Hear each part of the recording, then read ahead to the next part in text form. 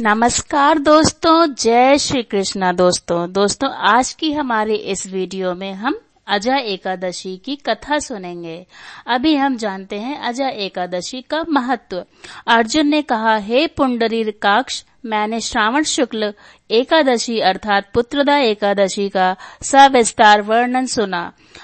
अब आप कृपा करके मुझे भाद्रपद माह के कृष्ण पक्ष की एकादशी के विषय में भी बतलाइए। इस एकादशी का क्या नाम है तथा इसके व्रत का क्या विधान है? इसका व्रत करने से किस फल की प्राप्ति होती है? श्री कृष्ण ने कहा, हे कुंती पुत्र, भाद्रपद माह के कृष्ण पक्ष की एकादशी को अजा एकादशी कहते हैं। इसका व्रत करने से सभी पाप नष्ट हो जाते हैं। इस लोक और परलोक में मदद करने वाले इस एकादशी व्रत के समान संसार में दूसरा कोई व्रत नहीं है। अजा एकादशी व्रत कथा। अब ध्यान पूर्वक इस एकादशी का महात्म्य श्रवण करो। पौराणिक काल में भगवान श्री राम के वंश में अयोध्या नगरी में एक चक्रवर्ती राजा हरिश्चंद्र नाम के एक राजा थे। राजा अपने सत्यनिष्ठा और ईमानदारी के लिए प्रसिद्ध थे। एक बार देवताओं ने इनकी परीक्षा लेने की योजना बनाई। राजा ने स्वप्न में देखा कि ऋषि विश्वामित्र को उन्होंने अपना राजपाट दान कर दिया है।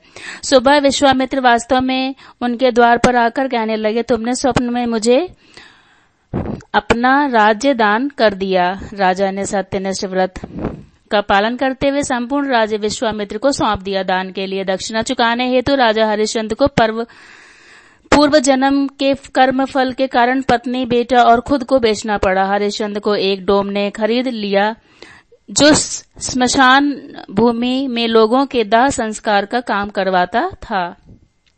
स्वयं वह एक चांडाल का दास बन गया। उसने एक चांडाल के यहाँ कफन लेने का काम किया, किंतु उसने इस आपत्ति के काम में भी सत्य का साथ नहीं छोड़ा। अब इसी प्रकार उसे कई वर्ष बीत गए तो उसे अपने इस नीच कर्म पर बड़ा दुख हुआ और वह इससे मुक्त होने का उपाय खोजने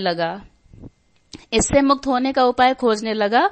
वह सदैव इसी चिंता में रहने लगा कि मैं क्या करूं, किस प्रकार इस नीच कर्म से मुक्ति पाऊं। एक बार की बात है, वह इसी चिंता में बैठा था कि गौतम ऋषि उसके पास पहुंचे। हरिश्चंद्र ने उन्हें प्रणाम किया और अपनी दुख भरी कथा सुनाने लगे। राजा हरिश्चंद्र की दुख भरी कहानी सुनकर महर्षि गौतम भी अत्यंत दुखी हुए और उन्होंने राजा से कहा, हे राजन, भादो माह की कृष्ण पक्षी एकादशी का नाम अजा है। तुम इस एकादशी का विधान पूर्वक व्रत करो तथा रात्रि को जागरण करो, इससे तुम्हारे सभी पाप नष्ट हो जाएंगे। महर्षि गौतम इतना कहकर आलोप हो गए। अजा नाम की एकादशी आने पर राजा हरिश्चंद्र ने महर्षि के कहे अनुसार विधान पूर्वक उपवास तथा रात्रि जागरण किया। इस व्रत के प्रभाव से राजा के सभी पाप नष्ट हो गए। उस समय स्वर्ग में नगाड़े बजने लगे तथा पुष्पों की वर्षा होने लगी। उन्होंने अपने सामने ब्रह्मा, विष्णु, महेश तथा देवेंद्र आदि देवताओं को खड़ा पाया। उन्होंने अपने मृतक पुत्र को जीवित तथा अपनी पत्नी को राजसी वस्त्र तथा आभूषणों से परिपूर्ण देखा।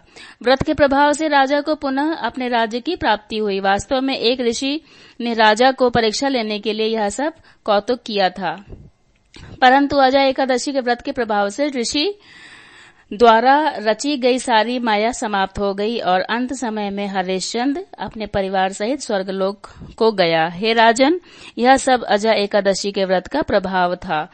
जो मनुष्य इस उपवास को विधान पूर्वक करते हैं तथा रात्रि जागरण करते हैं, उनके सभी पाप नष्ट हो जाते हैं और अंत में वे स्वर्ग को प्राप्त होते हैं। इस एकादशी व्रत की कथा के श्रवण मात्र से ही अश्वमेध यज्ञ के फल की प्राप्ति हो जाती है।